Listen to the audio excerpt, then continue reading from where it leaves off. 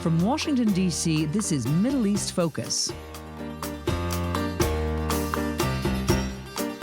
Welcome to Middle East Focus. I'm Alistair Taylor, MEI's editorial director, and today we're going to be talking about Black Sea cybersecurity. There's a lot to discuss, but thankfully we've got two great guests on the program to help us make sense of things. Iulia-Sabina Joja and Kubecka. Iulia is a senior fellow with MEI's Frontier Europe Initiative and an adjunct professor at Georgetown. Chris is the founder and CEO of HIPAASEC and the distinguished chair of MEI's cyber program. Iulia, Chris, thank you both for joining us today, and welcome to the podcast. Thank you. Thank you so much.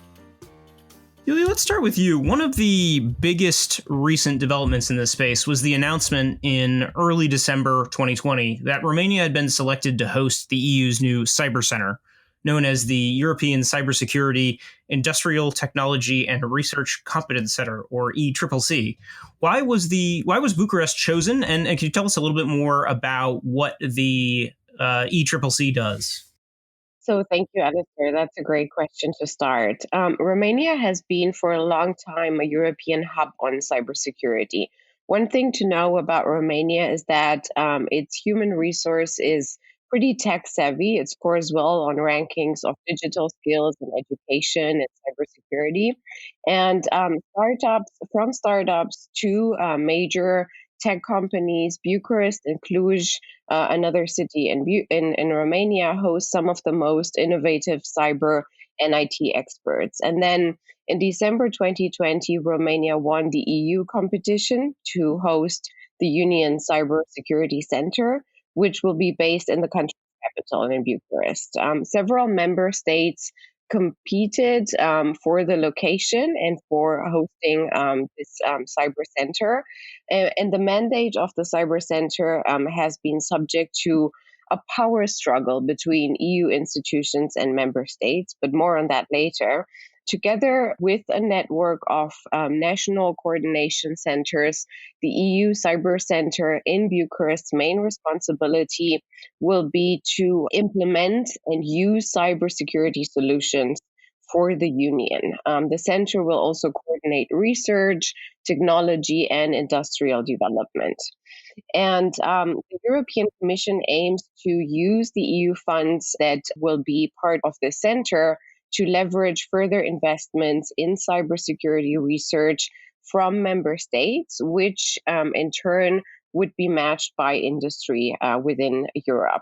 And the EU Center in Romania will have a maximum capacity of about 80 staff and will be co-governed by member states with inputs from industry and academia. This is kind of how it's scheduled to work. And then finally, with a budget of 2 billion euros that have been earmarked for the center and a pretty broad mandate, as I've just mentioned, this new center is supposed to lead European efforts to create and maintain cybersecurity, particularly in the context of 5G, but others too. Whether the EU will, through this center, step up its security game in Eastern Europe and particularly the Black Sea, where its position still remains questionable. Expanding on that a little bit more, Iulia, what are the potential implications here? What does it mean for European and especially Black Sea cybersecurity? So there are several dimensions to European cybersecurity and that European cybersecurity needs to address. There's first of all the economics aspect that the European Commission and collective European interests are most concerned about. And then there is the old-fashioned security, kind of hard security, the dimensions of Russia and China, where EU member states still have no consensus. European interests lie in the economic sphere on a collective basis. The EU expects the economic impact of cybercrime will rise to more than 3 trillion euros by 2021. In 2019 alone, the Commission identified about 450 cybersecurity incidents that were threatening critical infrastructure across the EU. And actually, the pandemic only increased the occurrence of attacks in 2020. That's what we know now. Almost half of the cyber attacks against the EU actually target small businesses that do not have the necessary resources to invest in cybersecurity. And the cybersecurity market in Europe is quite fragmented today. This is what the EU wants to address with more cybersecurity. And then we have the security perspective, kind of the hard security aspect, where European cybersecurity is defense or is supposed to be defense against mainly Russian attacks and some Chinese, but mainly Russia. The EU Center in Romania does not get a 2 billion euro budget to defend European citizens, governments, and companies against, say, American spying or Japanese or Iranian for that matter. It's to defend the Union against Russian and Chinese attacks mainly. And with that backdrop in mind, we need to ask ourselves if the resources that the EU puts at the disposal of cybersecurity match the political mandate that the center actually has. Going back to European security, there's no consensus among the Union's member states regarding, for instance, Russian aggression. Some see Russian aggression, cyber attacks, and others not as threats that need to be actually addressed with clear measures. Countries like Hungary, Bulgaria, Italy, France, and others have episodically or some constantly lobbied for measures to, for instance, lift sanctions against Russia. Cybersecurity is a key component of what is known as hybrid warfare, one of many instruments along with disinformation, military aggression that Russia has been employing over the last few years against the European Union and the West overall, if we are to remember the 2016 US elections or Brexit. And today, Russian intelligence services stand accused of having conducted cyber attacks against Estonia in 2007, in Georgia 2008, in Ukraine 2014, in Germany repeatedly between 2015 and 2017, in France several times, and in the United States. It's also then, last point, an issue of China and 5G. The EU is trying to push its member states to speed up implementation of the EU's proposed 5G security measures. And Romania was the first among a few EU member states so far to sign a memorandum of understanding with the Trump administration last year to push out so-called high-risk 5G vendors, read Huawei. Romania was hosting actually the regional Huawei headquarters, and the memorandum with the Trump administration from last year even prompted threats of legal action by Chinese giant Huawei to challenge Romania's national laws. But as I said, not all EU members or EU member states see eye to eye on Huawei and China. They rarely do so when it comes generally to security issues. So can the EU up its security game by creating an efficient cyber shield for the West? I guess only time will tell. But what is clear is that for now, only member states benefit from this center. Some of the strongest cyber attacks of Russia have been directed towards Ukraine and Georgia in the Union's vicinity, but not part of the Union.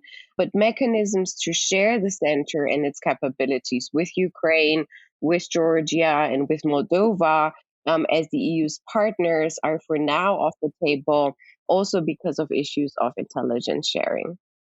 Chris, can get your thoughts here as well. Iulia just touched on it, but what do you see as the main cyber threats facing Eastern Europe and the Black Sea region?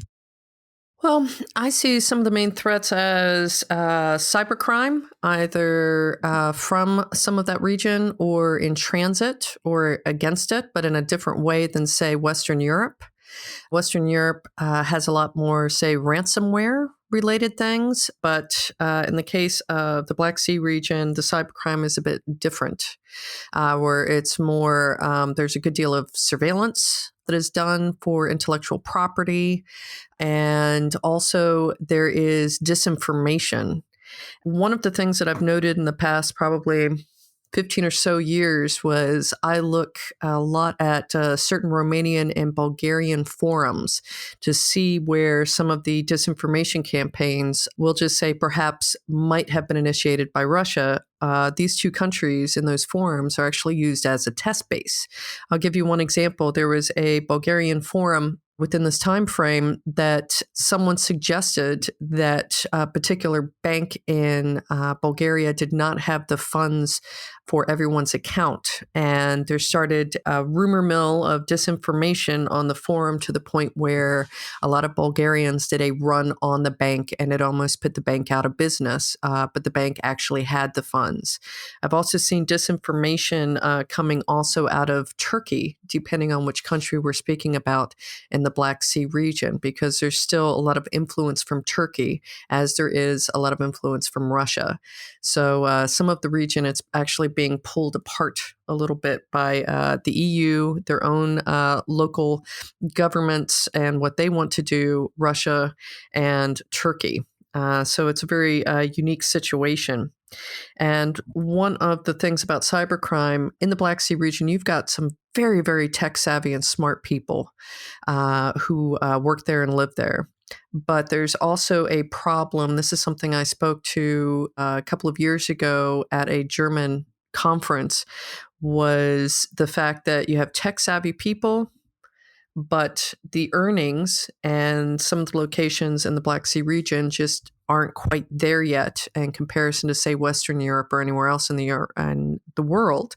So what happens is if you have to make the decision of making, I don't know, 600 euro a month at academia, but you happen to know a lot of tech skills, or 10,000 euro a week writing programs for cybercrime, which one are you going to choose?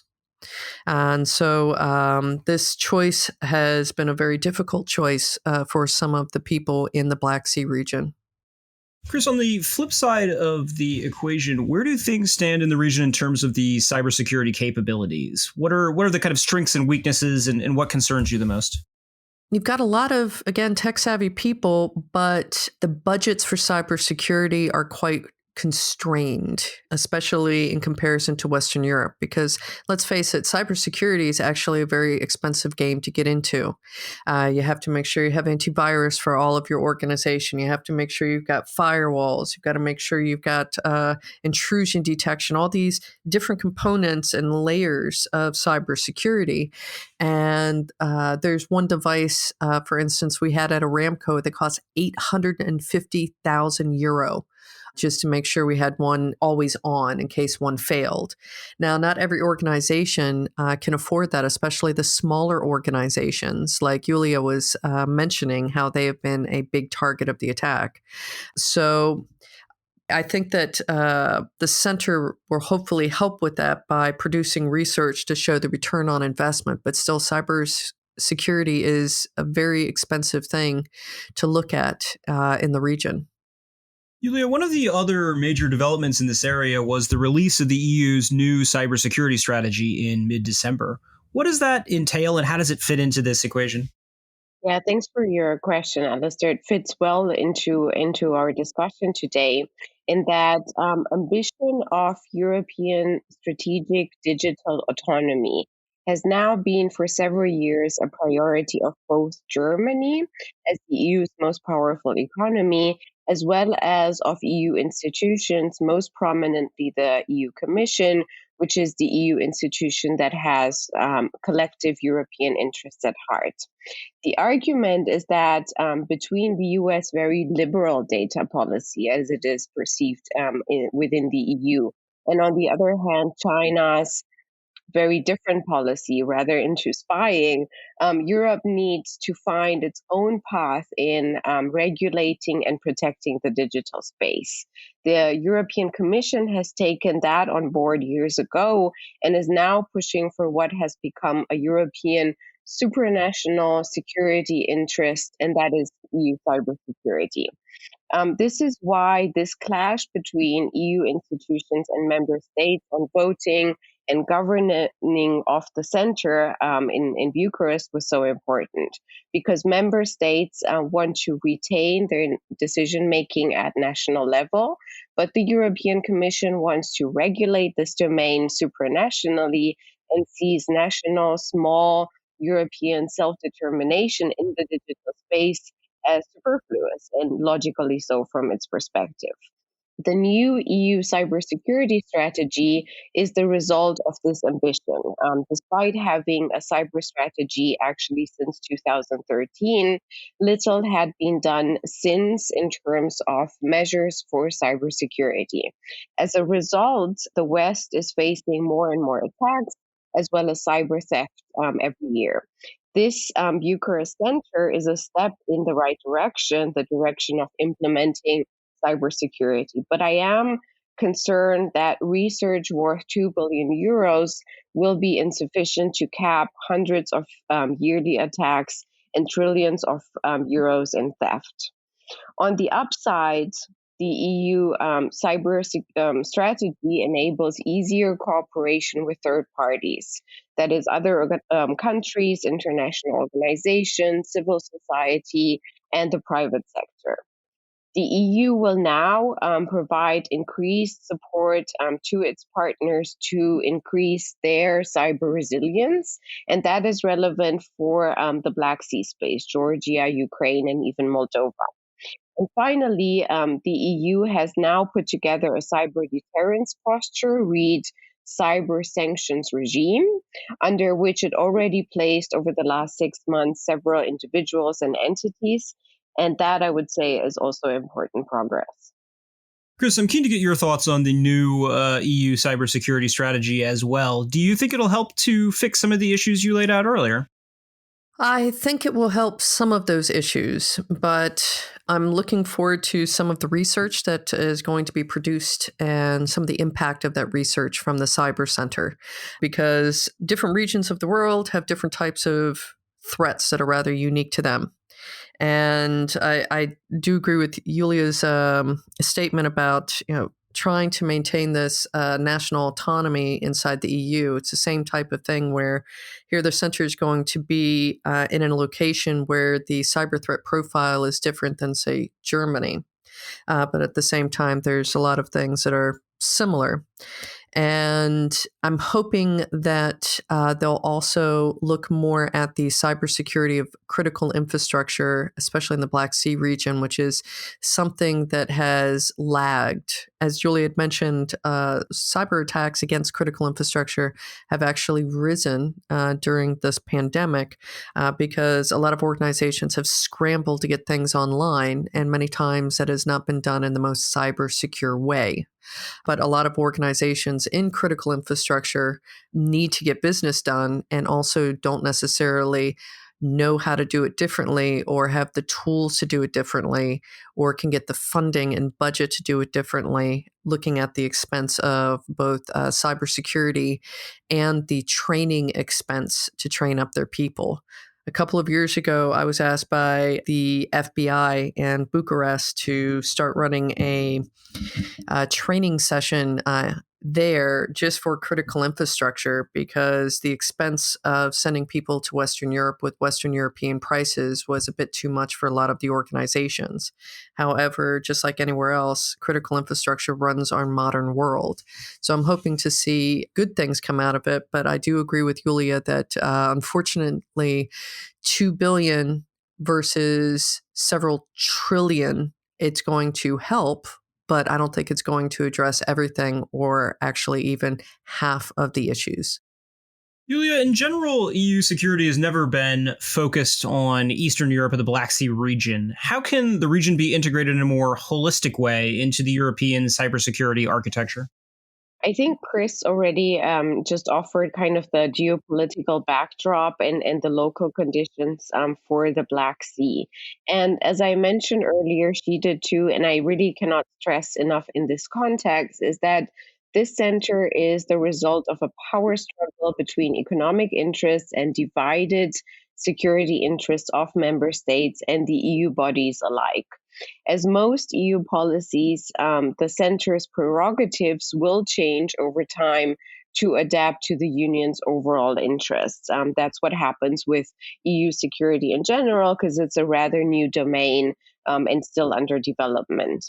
And then if you add to this additional backdrop, the EU Cyber Center location close to the Black Sea in Bucharest, where Russia has created a region where Russia has created massive insecurity over a decade now through the invasion of Georgia, of Ukraine, the closing of the Azov Sea in 2018, and most recently the deployment of about 2,000 troops in Nagorno-Karabakh, then the discussion about Eastern European and Black Sea cybersecurity can become very interesting. Romania happens to be a member state that strongly leans towards national sovereignty in foreign policy in general, and is adamant to the reliance to American security remaining a pillar within European security. In other words, in the discussion between European strategic autonomy and the fear of decoupling from Washington, on the other hand, Bucharest is among the loudest member states in favor of American presence in European security. This, in theory, is a good start for a more developed Eastern European security dimension for the Black Sea as well. Unfortunately, though, the capabilities and research on cyber can for now only be accessed by EU member states. So the first step to increase European and Black Sea security dimension of the EU is to strengthen the threat perception vis-a-vis Russia and China. And in parallel, the EU needs to develop security and defense capabilities that it shares with its most important partners, like Ukraine and Georgia on the Black Sea. This is the most efficient way I would see in which the EU could contribute to Eastern European and Black Sea security specifically. Perhaps now, with the Biden administration's strengthened transatlantic ties, the US has more leeway to convince the Union to be more committed to its eastern neighborhood and to commit more to the security and defense realm in the Black Sea. And perhaps over time, at least some of the funds, programs, and outputs of this center in Bucharest will be shared with other Black Sea democracies. But as I mentioned earlier, only time will tell. Chris, looking ahead as the EU Cyber Center is established and the EU works to implement its new cybersecurity strategy, are there any issues or metrics that you'll be paying particular attention to get a sense of how things are developing? I think one metric will be how much of the private sector, and especially the industrial sector, buys into the center and actually provides a certain amount of information sharing so that proper research can be done. And I think once that's established, that means that there is going to be a certain level of trust, which is sometimes a bit difficult in the region.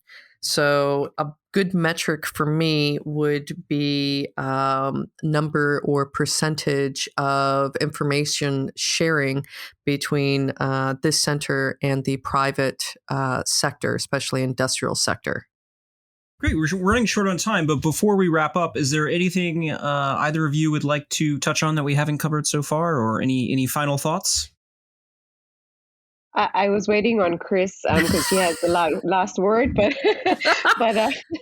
but I just wanted to mention that I fully agree with Chris, and I think our discussion, the two of us with you, Alistair, as a host, has really been able to put kind of on the map this new EU Cybersecurity Center for the Black Sea, and I guess the takeaway from that is that it's a welcome measure. Highly expected and very necessary, but we still have to watch in the next few months and years to see how that develops and if it can really make a difference to Black Sea and European security overall. That's all we have time for today, but Iulia, Chris, thank you both for joining the program. Thank you so much. Thank you, Alistair. And thank you as well to our listeners for tuning in and to our production team for their work on today's episode. We will see all of you next week. This has been a presentation of the Middle East Institute. To support MEI's programs and podcasts, please donate at www.mei.edu. Thank you for your support.